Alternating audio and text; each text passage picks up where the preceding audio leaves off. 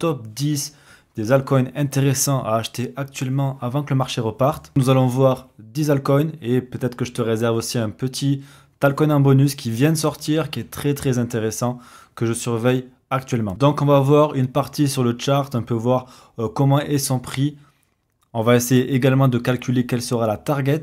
Et à chaque fois, je te toucherai 2-3 mots sur le projet de façon à ce que tu comprennes un petit peu mieux ce qu'il en est. Bien entendu, je te conseille quand même de faire tes propres recherches avant d'investir dans n'importe quel token. Ceci n'est toujours pas un conseil en investissement. Tu es donc responsable de toutes tes actions. Allez, avant de commencer, je te demande quand même de t'abonner et de mettre un petit like pour soutenir la chaîne. Ça va vraiment aider à son développement et je t'en remercie d'avance. On va commencer directement avec Inj de Injective Protocol qui est un Layer 1 sur Cosmos et depuis la mise à jour volant et aussi rentré sur le narratif des RWA. Ce Layer 1 est compatible avec Ethereum et ça lui donne vraiment un gros avantage. Également, tu peux aussi potentiellement recevoir des airdrops grâce à ce token. Il suffit juste de le staker sur Kepler et ensuite tu peux potentiellement recevoir des tokens de projets qui se lancent. Ça peut être très intéressant. Sur le prix, on peut voir que le token est actuellement à moins 46% de son plus haut.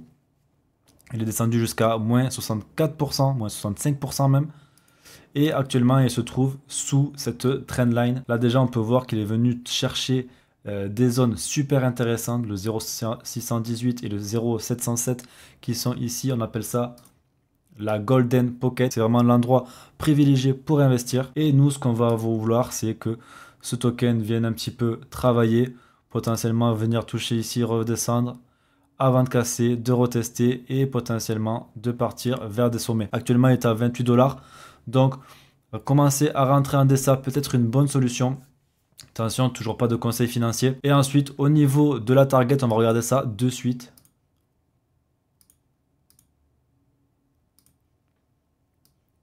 Au niveau des targets, avec notre Fibonacci, on peut voir qu'on pourrait déjà aller chercher un 66 $. Donc, ce serait déjà un x2, même un peu plus d'un x2 par rapport au prix d'entrée d'aujourd'hui. Mais également, des zones intéressantes seront les 85 $ et les 136 $. Donc, il faudra bien regarder où il en est aussi en termes de market cap, sachant que 100% des tokens sont en circulation.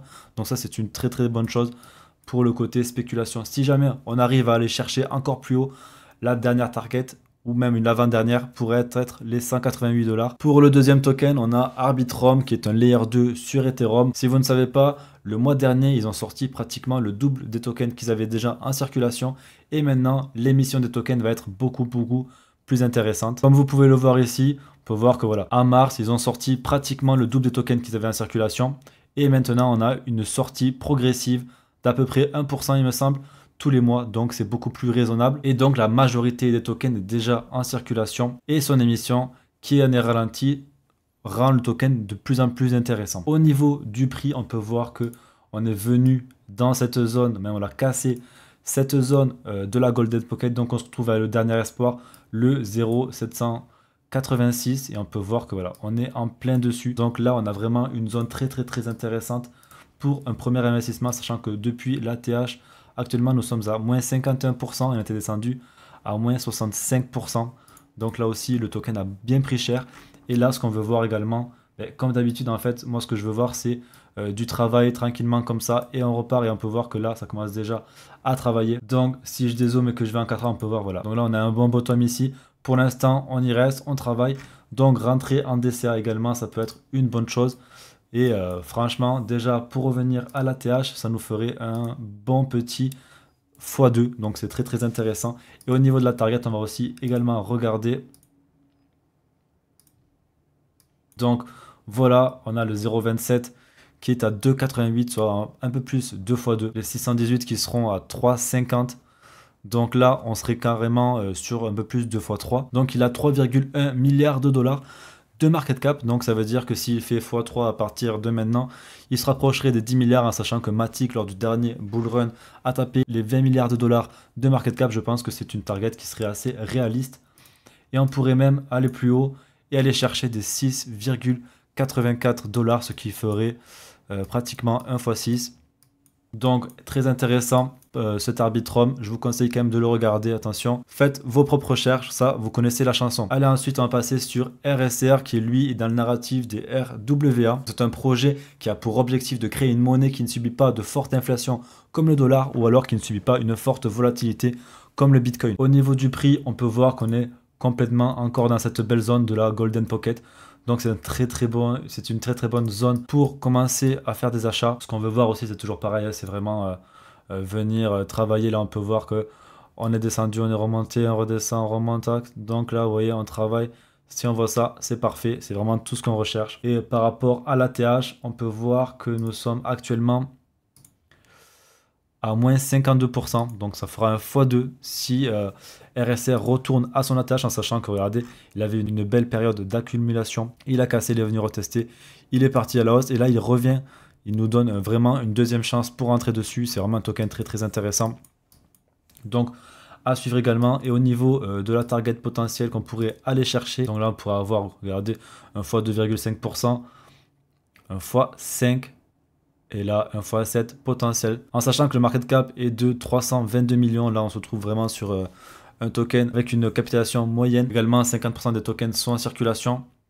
Potentiellement, pourquoi pas, même aller chercher un x 10 si le marché nous le permet. On passe maintenant à Clore, qui est un token du narratif des DePIN et de l'IA. Donc, Clore, il permet de louer de la puissance de calcul via des GPU. Et ça va vraiment servir, par exemple, à l'entraînement des IA, au minage, notamment au minage par exemple de Bitcoin, de Caspa, etc. Et également à de la création vidéo. Donc c'est du GPU pur, c'est une très très grosse narrative. On a même vu Nvidia taper des gros sommets qui vraiment dans cette narrative, Nvidia qui eux produisent justement ces GPU. Là ça permet vraiment au projet de les louer avec des prix qui sont quand même accessibles et défiant la concurrence. Ils ambitionnent également de lancer un produit autour des VPN. Et au niveau du token, ils ont fait un fair launch, donc ils n'ont pas de VC et seulement 25% des tokens sont émis. Donc là, c'est le token un petit peu, entre guillemets, plus problématique car l'émission est assez agressive. Mais l'avantage, c'est que les tokens seront émis sur 20 ans. Et à la fin de l'année, on pourrait déjà avoir 35%, donc 10% d'émissions encore à partir d'aujourd'hui.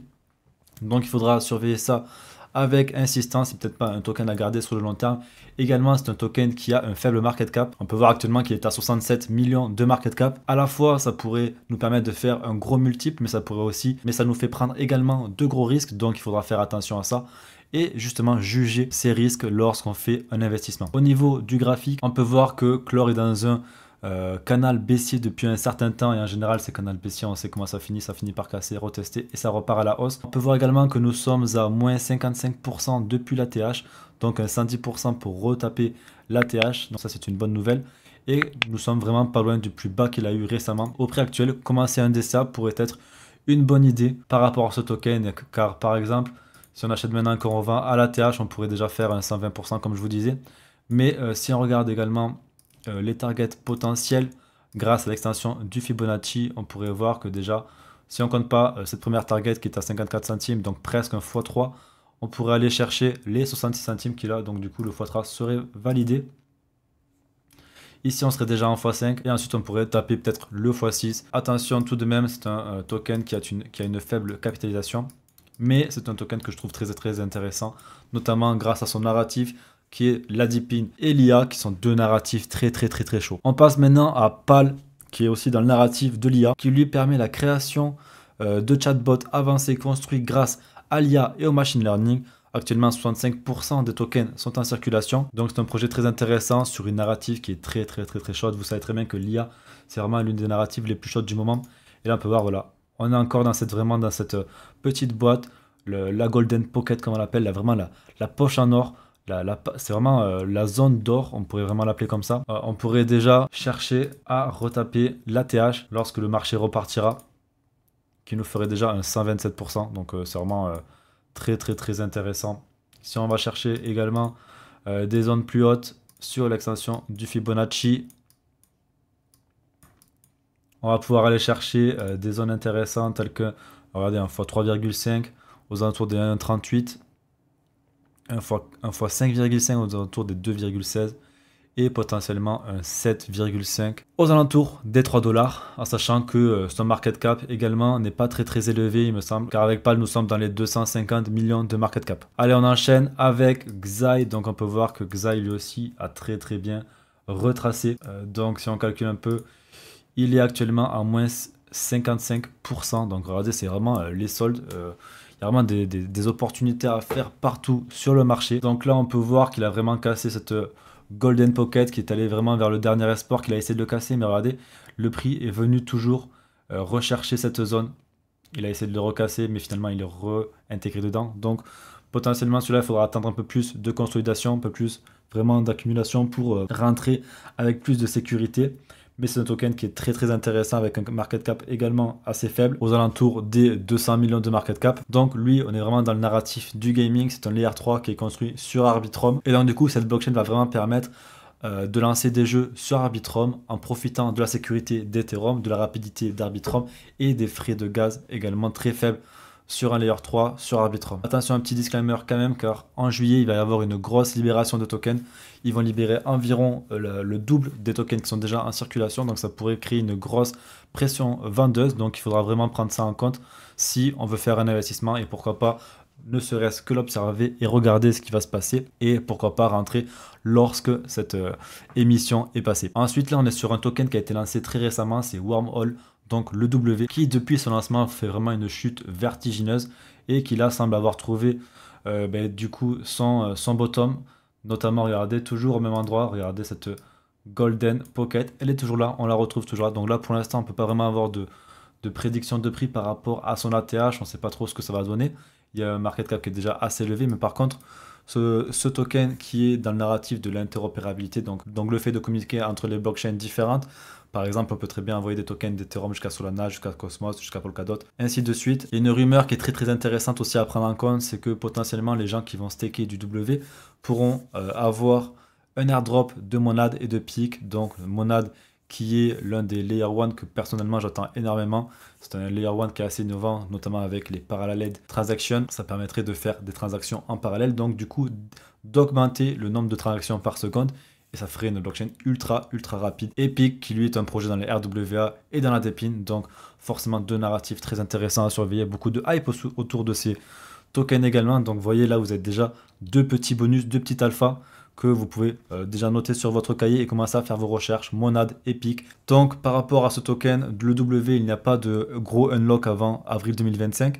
Et actuellement, il y a 18% de tokens qui sont en circulation avec un market cap de 1,15 milliard de dollars. Donc où est-ce qu'on pourrait aller? Déjà, on pourrait essayer potentiellement d'aller trouver le nouvel ATH.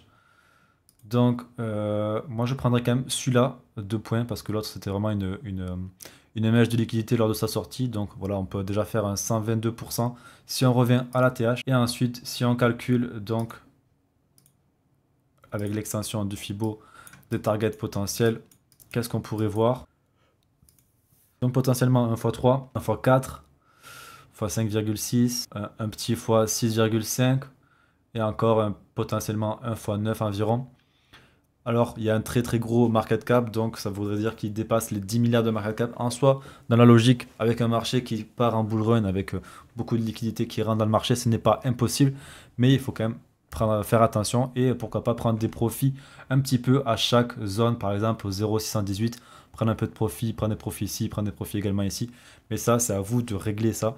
Si vous avez des questions par rapport à la prise de profit, posez-les directement en commentaire, j'y répondrai avec plaisir. Et donc là, on va passer sur un token qui est beaucoup plus safe, on va dire, c'est Link. C'est vraiment un gros token avec un gros historique, on peut voir ici, voilà. Il est dans une zone assez intéressante, il avait une belle accumulation ici, il est sorti. Et il a cassé. Là, on retrouve vraiment des points bas par rapport à la deuxième zone. On peut voir qu'il y avait aussi un support également ici qu'on est venu retoucher. On a bien rebondi dessus parfaitement. Donc voilà, là, on est vraiment sur un petit support. Sachant que Link, c'est vraiment l'oracle le plus fort de l'écosystème. Il est vraiment présent partout. C'est vraiment le leader de son marché. Il est aussi présent dans la narrative des RWA. Il y a aussi beaucoup de connexions avec les institutions. Donc c'est un token qui pourrait vraiment être largement adopté. Donc voir un Link, allez, je tapais les 100 milliards de market cap. Dans l'idée, dans la théorie, ça serait pas vraiment bête, ça pourrait vraiment se faire. Donc à surveiller, là on a vraiment un point d'entrée assez intéressant comme vous pouvez voir. Rien que si on regarde par rapport à son ATH, on peut voir que s'il revient aux alentours des 53 dollars, on pourrait faire un fois 3,5. Donc c'est une très très belle performance sur un token aussi gros. Il a plus de 10 milliards de market cap, donc ça me paraît logique, en sachant qu'il n'y a pas eu beaucoup d'émissions de tokens. Donc ça pourrait vraiment être possible d'arriver à ce niveau-là. Sinon, on pourrait vraiment aller taper potentiellement les 100 dollars. Les 100 dollars, ça nous ferait arriver aux alentours x6, donc 60 milliards de market cap. Moi, je vous parlais des 100 milliards, donc je pense que c'est une target qui pourrait être raisonnable, bien entendu.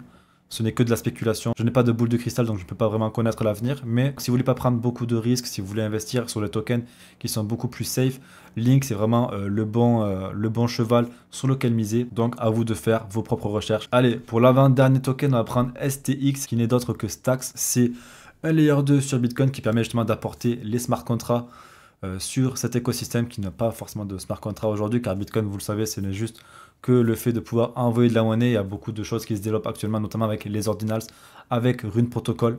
Mais ça, c'est un autre sujet. Peut-être qu'on en parlera dans une autre vidéo si ça vous intéresse. Donc, par rapport au layer 2 de Bitcoin, c'est vraiment le leader du marché. Celui qui a le plus de traction. On peut voir qu'il a déjà fait une très très belle performance.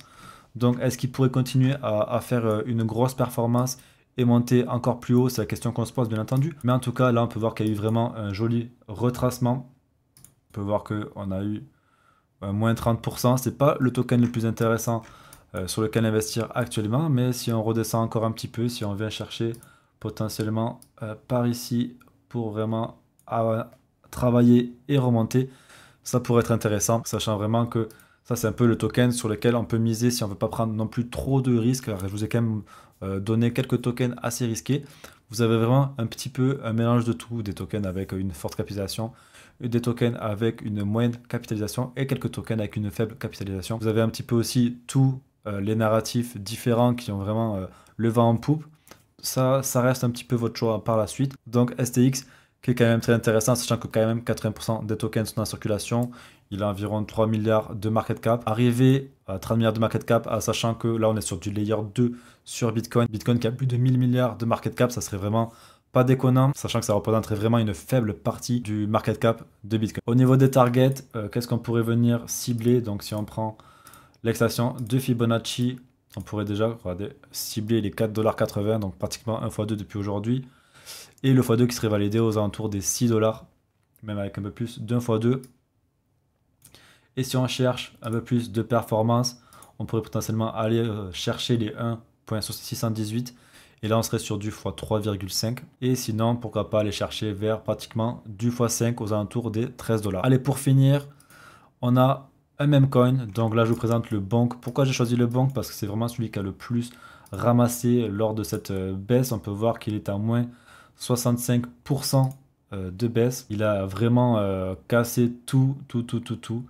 Donc là, c'est vraiment ultra risqué, c'est très dangereux. Bonk possède un market cap de 1 milliard. Donc il pourrait avoir un potentiel de croissance en sachant que les mêmes coins ont vraiment le vent en poupe, surtout en fin de mini-cycle dans le cycle. On l'a vu dernièrement en mars où vraiment il y a une grosse explosion sur les meme coins. Il a actuellement 70% du supply qui est en circulation. Donc pourquoi pas?